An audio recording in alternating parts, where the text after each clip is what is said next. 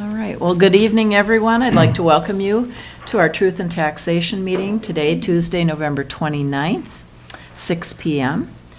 And we're here regarding the county's proposed budget and levy and to allow the public time to speak. And I guess as we start this evening, are there any commissioners that have received public comment that need to be read? And Administrator Yorkie? I've not received any. Okay. I received a phone call, but no, I guess it wasn't written comment. Okay, okay. Well, I just wanted to check to make sure. All right. Well, this is an opportunity for the public to speak, and we have a microphone here, and we have a presentation before we give people the chance to come forward. So we're going to start with our presentation tonight. Hi, I'm Brady Powers, Cook County Auditor. Can you hear me? Okay. So if you could go to the second screen. This is just a list of what is on each of the following screens. So we could just move on. So Truth and Taxation, it is a requirement, state law, 275-065, to hold a meeting where the public can speak about the budget and levy. It requires that we deliver a notice of proposed taxes to each taxpayer, and it contains the amount of property taxes each taxing authority plans to collect the following year. I hope you all received that. Next screen, just some basic information. So the taxing authorities in Cook County include the county, the school, hospital, city, 3 towns, the Economic Development Authority, ARDC, and the state of Minnesota. Almost 40% of all property taxes collected in Cook County are for taxing entities other than the county. There are disadvantages of property taxes: the complexity of the taxing system, the unfunded state and federal mandates, and that taxes may not match the ability to pay. There are also some advantages. Local government is more responsive generally and accountable to the public, such as the meeting tonight. And property taxes are more stable and reliable source of revenue than many other sources of revenue for local government functioning, such as a sales tax that can bounce up and down. Note that there are Board of Review meetings in the spring of each year. You'll get a valuation notice in late March, and that is for the following year's taxes. So that's a good time to pay attention to that and go to those meetings. If you have any questions, next screen. So this is just a notice that we put out each year. This is on our website. It's just showing some comparisons of 2022 to 2023 proposed. Shows the actual budgeted expenditures are actually down slightly. When that happens, it's usually because of highway projects that can go up and down significantly. So slightly down in the overall expenses, but the levy is up 5.5%. That's what the board set in September, the preliminary levy, which can go down, it can't go up. And then the local rate comparison, more on this later, but you can see last year's, this is the county tax rate, was 60.37%. If we had no increase, it would go way down to 44.84. But with this 5.5%, it's up to 47.33. That's because of the increase in valuations, but more on that later. Next screen. So this is just an example of a statement, just if some hints maybe on how to read it. This one is a homestead. All the personal information has been taken out. And if we go to the next one, it just gives a better close-up of the middle section of that, where it's broken down county tax first, and it shows this meeting. And if you're in the city, this one is in the city. And when the city meeting is, and then the state of Minnesota. For a homestead, there is no state of Minnesota tax. That's for primarily seasonal and commercial properties. And below that is the section for school district and its meeting and its voter approved levies and other local levies. Below that, special taxing districts, fiscal disparity, and then the total at the bottom, you can see a reduction of 7.6% for this homestead. The next screen. So now we have a little bit closer look at it. Under the county, fire districts. If you are in an unorganized area outside of the city or the towns, you're going to have a fire district in your area, and they have their own levy, but it shows up on this line under county. So you and your neighbor may have slightly different, even though you have the same value, because you may be in a different fire district. So it could be a couple percentage points different. Below that, again, nothing under the state of Minnesota.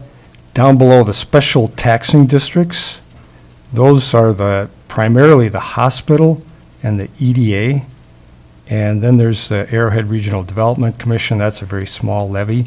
The hospital went up this year from $1.3 million to $1.5 million. That was a big increase. EDA went down a little over 100,000, so that offset that a little bit. The other thing to note on here is the school district, that language there, is that what's on these proposed statements is a reduced school levy because their referendum ran out. And in September, when these get certified, they can't include that because it went on to the election on November 8th. In September, when this is all certified, we didn't know the results of that. So it was approved, and so primarily Homestead will get hit the hardest on a referendum. So they'll see a little bit of an increase. The other thing, I kind of skipped over that on that first screen on this. We'll be talking about this more later. But this homestead property had a significant increase in valuation from $213,000 last year to $258,000. So it went up $45,000, and yet it has a lower levy. And you'll see more of that later. That's because there were a lot of valuation increases. If we could go to the next screen. So this is a summary of the county's proposed budget and levy. Down the left side are the expenditures and all the major funds of the county that add up at the bottom to $32,596,000. And the revenues for all these funds, $19,819,000. The county board chose to use a little over $1 million of fund balance to keep the levy down to what it is, the 5.5%. So that's that third column over, use of fund balance. And then the initial levy there is $11,601,646. Compare that to the 2022 final levy, $10,997,000. So the total dollar increase is $604,541, which is 5.5%. If we go to the next screen. So this is an overview of like the major drivers of the change in the budget for this year. And this is what the board, considers when they're deciding what percentage to put on the proposed levy. Part of what they do in September is they say, well, we can't reduce it, so let's set it a little bit high because things can change between September and December when it gets finalized. Some of the things they're looking at, at least for the last 3 years, is this appraisal of our BWCA lands. We get a large chunk of money from the federal government for the boundary waters acres. Every 10 years that those lands have to be reappraised, and 2019 was the 10-year anniversary. So they did a reappraisal that year, and it came back with greater than a 30%, about a 37% reduction of the previous 10 years. For the previous 10 years, we had our payment on that officially was $2,025,000 a year, which is a huge, compare that to our levy of $11 million. We didn't actually receive that much because of the Great Recession and Congress cut those all payments back about 7.5%. But nevertheless, when we had this reappraisal, they used different standards than the appraiser back 10 years previously had used. And the three counties that are affected, Cook, Lake, and St. Louis, opposed that and asked for a reappraisal from the USDA Forest Service. Our assessors and our administrators went down and talked to them en masse, and they agreed to do a reappraisal, which they're still, they came back with a number we did not agree with it again, and so they're looking at it one last time. We're still waiting for a final decision on the 2019 reappraisal. So part of the concern with that is if this lower amount holds, we'll have to pay back. They're still paying us at the level of the last appraisal. We'll have to pay that back. So we've been holding out about $550,000 a year. In the event it stays at this lower rate. If you want to know more about it, the expert is sitting right there, Bob Thompson, our assessor. So maybe questions after. I'll just keep, we could talk about this all night. So I'll just move on. So in August of this year, we received news that our health insurance costs would increase 7.5% for 2023. Last year, we'd had a cut of 9.3%, which rarely happens that there's a cut. So it was expected it would go up. We didn't think, we were hoping it wouldn't go up as much as 7.5%, but it did. We started a capital improvement plan in 2022. The primary goal is to maintain county buildings, the buildings we have now and our future building needs at the lowest long-term cost. And costs of inflation are a major factor for us, as for everybody, in our negotiating of a wage increase. Comparing to what we hear all around the country and around the state and other governments, 3.5%, I think was a fairly reasonable result. But in addition to that, we undertook a compensation study in 2022, which counties and cities do periodically, to see how we fit with a competitive nature with all of the other entities, because we're struggling to keep employees and to hire employees. So that is still out pending. The basic results are in, but the final decisions haven't been made yet. So that's another factor. Some other smaller things, the sheriff is initiating a technology fund. That's about $120,000 increase this year for all of the computers, the tasers, the squad cameras, remote transmitters, cell phones, databases used by dispatch, armor radios, et cetera, rather than wait and have big bumps, trying to smooth that out by starting a fund. Hopefully it won't need to be that large. Over time, MIS is asking to add a half-time staff to support computers and usage around for all staff and for other reasons. It's responding to county staff increases and technology needs over the last 20 years. They haven't had a change in their staff. Land Services is asking for a half-time park and trail director and a half-time land services person, responding again to population increase and service pressures. On the next slide, so this is more about the valuation increase and the effect. So on this page, it compares 2022, 2023, and at the bottom on the right-hand side, you see our valuation. It's a technical name, tax capacity, but that's really the valuation, increased about 35% over last year.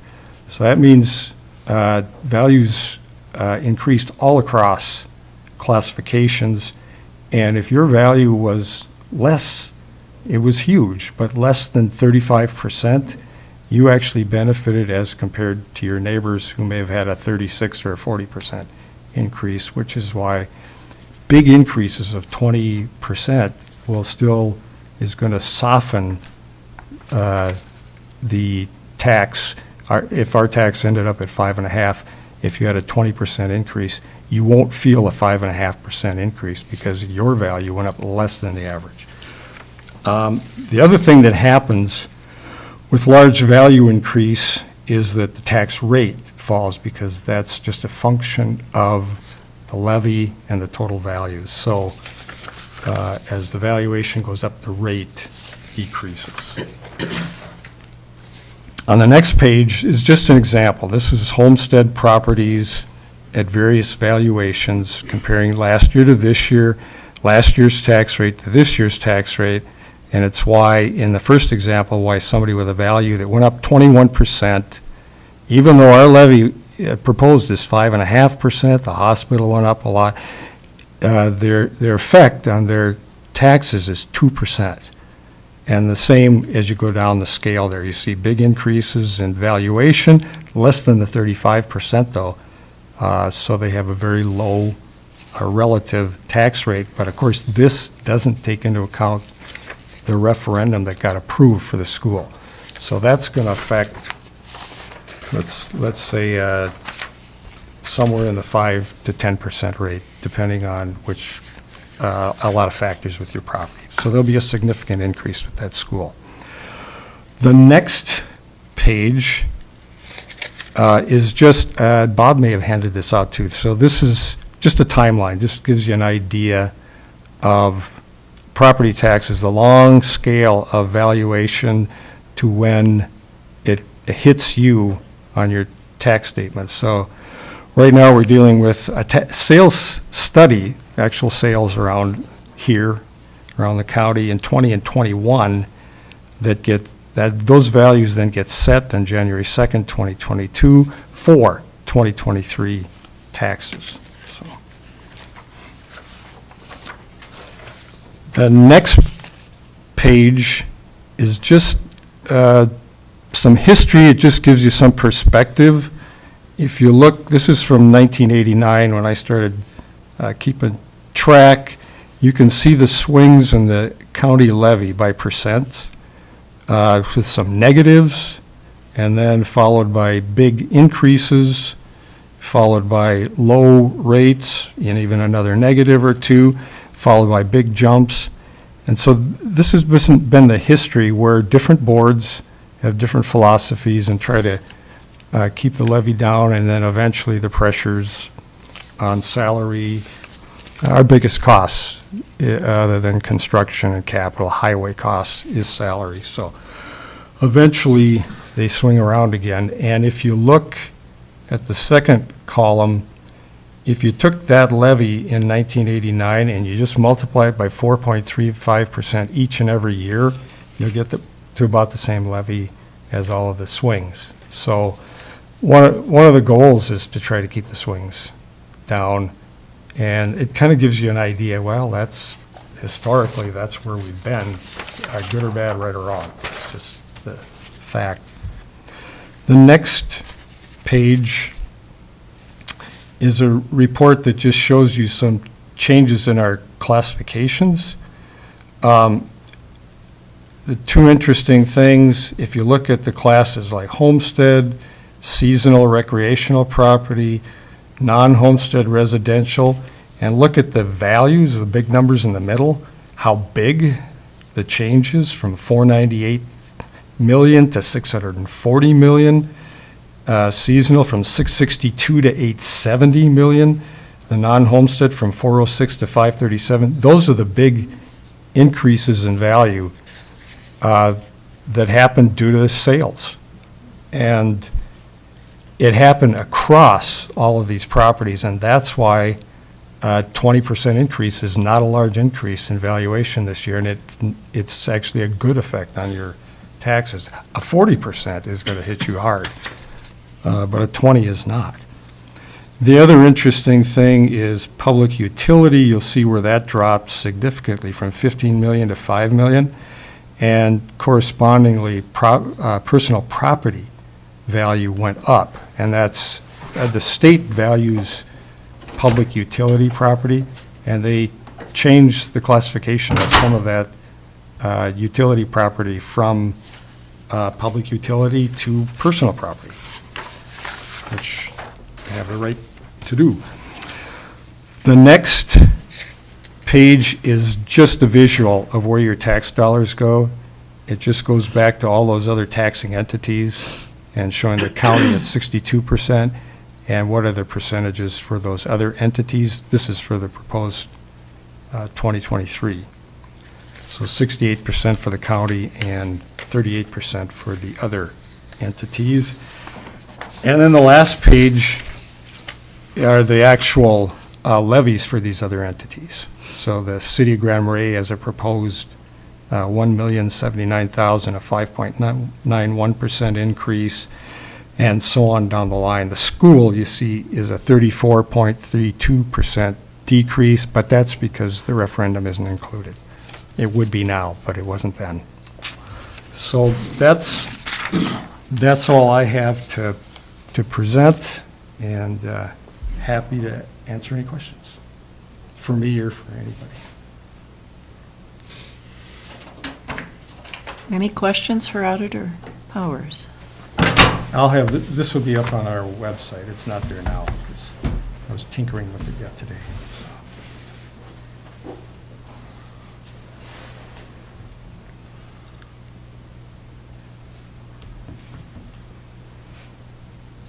Any other? I have a question. How long have you been auditor, Bree? 2000, July. No, was it July? Well, anyway, the year 2000. I was appointed at that time. And then, so I didn't run until 2002. Well, we appreciate all the history you provide for us, and Well, I worked in the office for 9 years prior, so I got here in 91.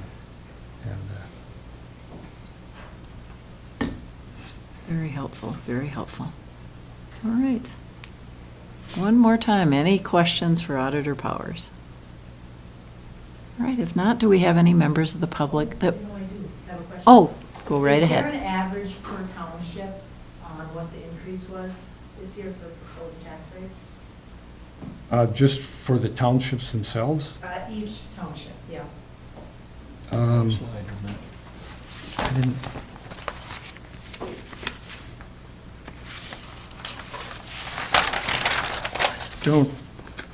I don't have any statistics, I just know the numbers. Lutzen, they went from 123 last year to 130 this year, so. I guess what I'm looking at is per household, is there an average increase per household? So you calculate the average of all the houses and what was the increase for each Yeah, township? are you talking just about the levy that the town sets, or Yeah, the so for overall? example, mine's at Yeah. 113.4% increase. So would that be the average for Schroeder, or is it? Okay, everybody. That's going to vary house to house. There isn't going to be any, I don't think there's going to be anything significant about a particular town. Bob would have a better perspective on that. But statistically, there's an average of There what would- each township would be percent-wise for increases, right? You could probably calculate that. I don't have that number, but yeah. Sometimes if they have to make a change, they might, like on classification, but that's not taxes, that's classification. But that would just affect your tax rate. But it could affect, and that, of course, then would affect all the other taxes that you pay as compared to the rest of the county. If they had to increase values in that end of the county, like Schroeder or Tofty or something like that.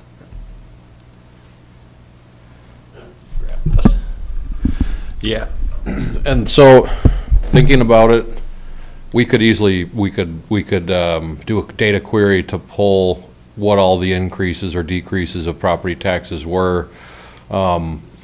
the average isn't gonna tell much of a story because there's, on-water properties had higher valuation increases than an off-water property. In fact, there may have been properties that had value decreases, depending on situations, if somebody tore down a house and it was then a vacant lot or something.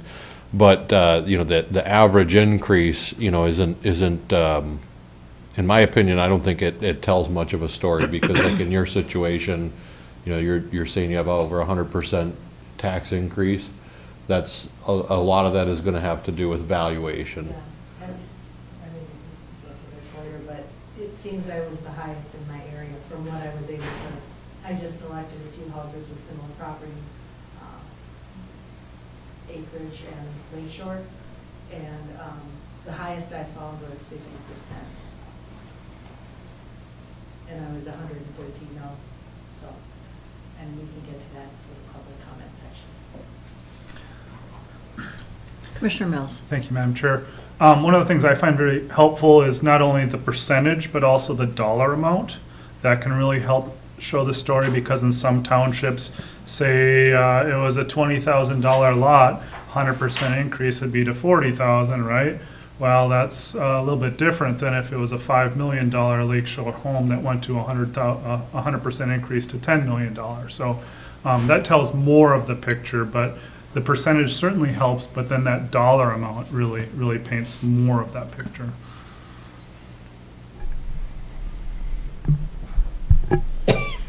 Other questions for Auditor Powers?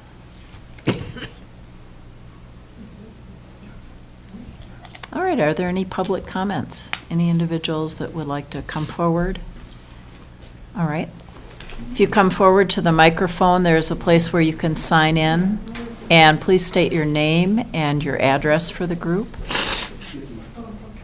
There's a microphone right up here. You can share it. Yeah, there's another one here too. If you guys want, you can use this one. You're gonna be way over there, come over here. My name is Sylvia Horwitz, and I have been a property owner since 1985 on the Cascade Beach Road.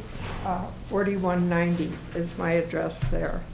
And I have asked Peter Truan to go over the considerations that we've been discussing that have to do with such a huge increase in the valuation and the tax on my property. So I appreciate your attention, and I'll let Peter take over. Thank you. Thank you. Right, can you hear me? Yes, we can. Yes, my name is Peter Truran. I'm Sylvia's partner. So we're talking here about 4190 Cascade Beach Road. This is a very modest property in my estimation. It occupies 95 feet of shoreline, half an acre.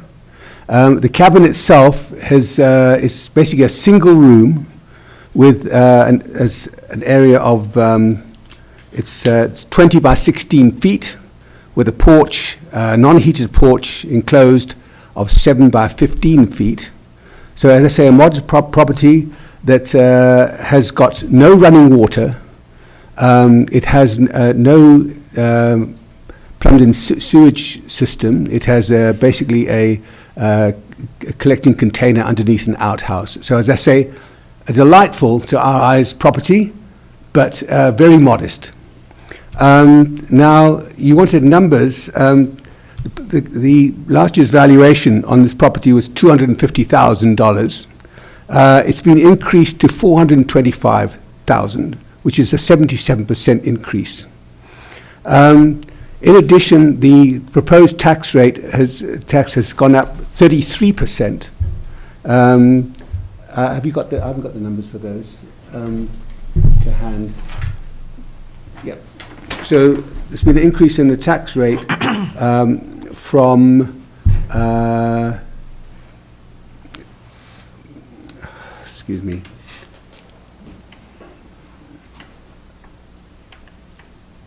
From $2,292 to $3,094, which is, I say, a 35% increase in the taxation rate. So,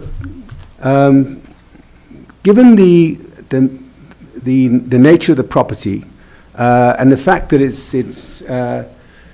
it's basically in the middle of there's two properties, one on either side, which are acre properties. They occupy double the length of shoreline.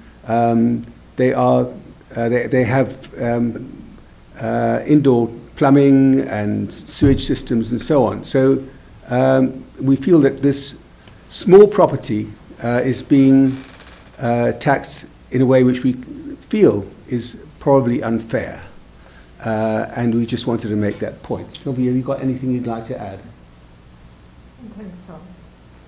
So I know we're talking here about large numbers of property, average figures, and we're talking about one particular property. But so given the overall numbers and percentage increases throughout the county, we feel that this seems to be an anomaly, as seems to be yours actually as well. But certainly we feel that this is an anomaly, and we would like it to be addressed if possible. And that's... Administrator Yorkie. Yes. Madam Chair, I think it might be useful to have Bob Thompson talk about our process for when the valuations come out. There's a process for appealing those. Absolutely. I think it'd be good to talk about what that process is and how taxpayers can express these concerns and have them addressed. Thank you. Yeah. Thank you, Assessor Thompson. Yes, thank The you, public's gonna talk. Madam Chair, and to the public. So the timeline for reviewing valuations, that happens in the early spring. We send out a valuation notice. In fact, it's usually mailed with the tax statement. It's a yellow piece of paper, big bold top, the header says 2022 valuation notice for taxes in 2023. I also did put on the table back there at the entrance a copy of the calendar for the assessment. So, it shows when we're using the sales from the date that we set the value, that's January 2nd, 2022. We then mail that valuation notice reflecting any changes to the value or classification. There's instructions on there whether or not you have a township that has a local board of appeals or if you have to attend the county board of appeals. So all those meeting dates and times are on that valuation notice you would have received back in April. And after all the valuations are certified, that's when the counties, the schools, the cities, the townships, they all start talking about their levies and budgets and what they need for the following year. That's when you send out this truth in taxation or this proposed property tax notice in November. So, individuals who are receiving this notice and, maybe they didn't notice it on the previous statement, or they just didn't pay close enough attention to catch that there was a large valuation increase and question it at that time. The only thing we can do then is look forward to the 2023 assessment. So that's when, we'll be looking at the value for January 2nd, 2023 for your taxes in 2024. There's 10 copies of this back on the back desk. It does have my contact information. There's also business cards back there that you can grab. And also I have a sheet if you want to leave your name, property address, and phone number or email, then we can look into it moving forward. I could go get into some of the specifics of sales and stuff, but really we don't prepare for that at this meeting. We prepare for that at the Board of Appeals meeting. That's when, I will bring in my comparable sales analysis and compare it to properties of taxpayers that are addressing or voicing concerns. Okay. And I do believe you guys did reach out early in the spring, right? You stopped into the office. I've been here probably 3 times before. Yep. Told come back this time, and then we've made a trip up from the cities to come to this meeting. So if we're off on the process, it's not because we haven't tried. Yeah, I do know that one of my staff had a conversation at the window of the assessor's office. Typically, what we do is we go over sales information, we go over the property record, verify that our square footage, age, those types of things are accounted for correctly. If a taxpayer wants to, if they really feel something's incorrect, we come out and do a review of the property at that time. That typically, like I say, happens between the notice in April and the Board of Appeals in June. And in a lot of cases, you know, I know there's another taxpayer that was expecting to show up tonight that they did call. We went over valuation. We provided some comparable sales, and we didn't hear back from them. Sir, Steve came out to my property. I was at that window 3 times. Steve came out, and I was advised to come to this meeting if I had any complaint about what was being, what the valuation and what the assessment and taxation was. So this is why we showed up. Yeah, so I'm not sure who Steve is. Who is Steve? There is Steve in the. There's not. There, as far as I know, there hasn't ever been. Someone At least came out in the to 6 my year. property to look at it. I don't know that there's comparable on my road in that I think that everybody has a well and running water and a toilet. Yeah, there certainly have been other sales that don't have running water. So if you'd like, you know, we can take a further look at the valuation for 2023. As far as the notice goes and the estimate that you've received there, I can't change that value unless it's under a court order. You would have to file a tax court petition. Well, I feel there's been a wild goose chase on my part up here. And so I think we thank you for the public forum, and I hope there's a resolution to this that is not going to leave me with a valuation that's been increased by 77% on this one-room cabin, rustic cabin, and the taxes of 33%. So you can look over that. Certainly. And, you know, a lot of the conversation we were having back in April was that it's properties that were seeing a 77% increase, for the most part, they were on water. They were lakeshore properties, which are in extremely high demand. And second to that, we were noticing a lot of properties were undervalued in prior years. I don't know of a sale on Cascade Beach Road for under 300,000. The one at the end of the road where they completely replaced all of the septic system. They tore the house down to the foundation.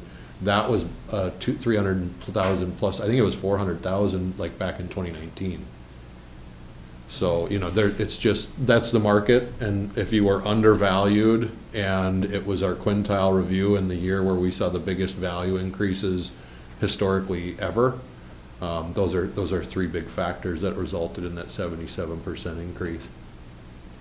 You can't compare apples with oranges on that road, and I don't even have a toilet, so you ought to come out and take a look at it. Thank you. Thank you very much. Thank you. Appreciate it. Is there another member of the public that would like to speak? Thank you. I'm Kathy Johnson from Schroeder, Minnesota. And I've talked to Bob already, so I'm not expecting, I'll be honest, I'm not expecting anything from this meeting, but I want to just express my concerns. You explained a little bit, mine went up, the value itself went up about 39%. So that's why I would take a big hit in the property tax going up 113%. Bob's coming out tomorrow and is going to look at my property.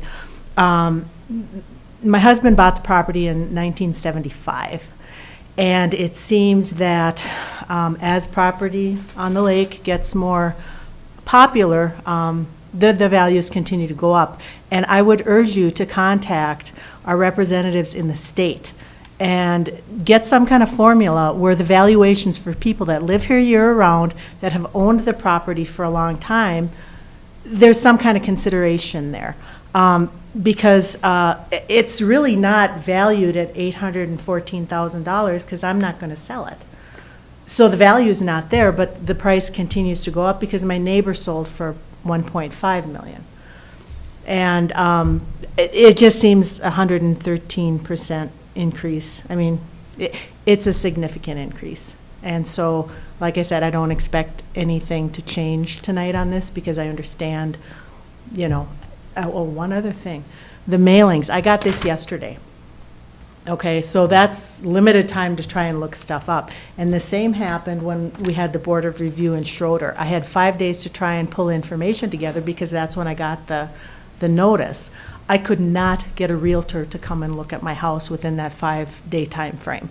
So there was no possibility, and I talked with Bob about this, there was no possibility for me to get that lowered. And he was busy and wasn't able to come out. So I think the process needs to be, well, at least the mailing process needs to be improved significantly. I'm making a strong note to myself to ask the board to set this meeting later That would in be election wonderful, yeah. years, because we use an outsourcer to do the mailing, and we're in the middle of elections at the same time, so that's. Does that include the valuations in April that are sent out? No, this time of year, it's just the truth and taxation statement, but in March, Yeah, sometimes you we need to get it more than 5 days in advance, yeah. because you can't prepare properly, and I wasn't able to, and to go to the meeting and just say, well, can you lower my taxes, because, that, that's not gonna work. Yeah, and that's different in the spring. Bob's sending his own out. I would like to we see were it at together, least 2 so, or 3 yeah. weeks ahead of time, if we could. Thank you very much. Assessor Thompson. Thank you, Madam Chair. So I will just comment on, I do think it's a great idea to push legislation to help homesteaders and long-term residents, things like that. There could be special tax refunds, property exclusions, exemptions for homesteads, things like that. The rates could be changed on those. They haven't been looked at in some years. So that's an excellent suggestion. As far as the mailing and dates and times, I know, like, the Schroeder Board of Appeals meeting, I do think was the first one of the 3 townships. And what I will say is, we always offer to people that if they cannot schedule an appointment between, the time that they've called us and the meeting, as long as we put them on the agenda for that meeting, they can extend their appeal all the way to the Board of Appeals in the County Board of Appeals in June. So as long as they're listed on the agenda there, that extends that appeal season by another month and a half at least. We will continue to work on getting our notices out early, but a lot of times it is the mailing outsourcer. Counties throughout the state have been having issues ever since the COVID pandemic took hold. In 2020, we had a bad experience. We switched outsourcers. It's a common problem. I hear it through the Association of Assessors group all the time that they're looking for a reliable resource. In fact, a lot of counties have gone back to stuffing their own envelopes. And it really isn't cost effective. The only advantage you have there is that you have control of when those are going out, and you know when they're going out. So it does eliminate a little bit of that middleman delay.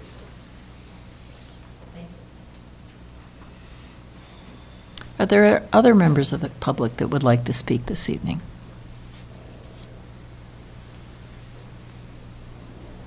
Anyone else? Going once, going twice. All right, it looks like we have concluded our meeting this evening for Truth and Taxation.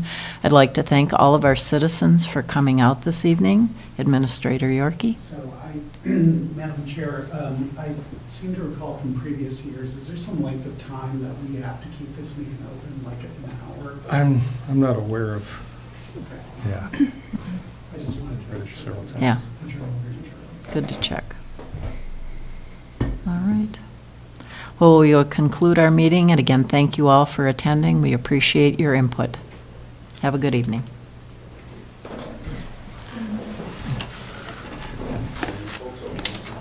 When did you get yours?